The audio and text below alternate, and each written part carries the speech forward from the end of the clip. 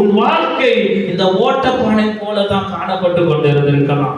யாருக்குமே பிரோஜனம் இல்லாத பானையாக காணப்பட்டு கொண்டிருக்கலாம்.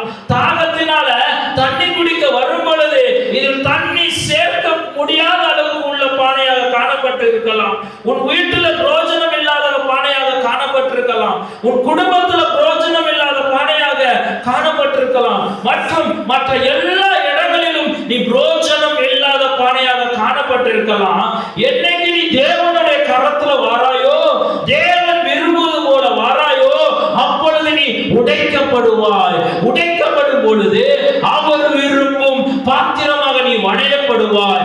அவர் விரும்பும் பாத்திரமாக நீ வணையப்படும் பொழுது அவர் விரும்புவாரையும் அவர் பிரோஜனப்படுவாரையும், அது மாத்திரமல்ல, அவர் சித்தம் என்ன வைத்திருக்கிறாரோ அதே போல நீ வணையப்படக்கூடிய பாத்திரமாக இருப்பார்.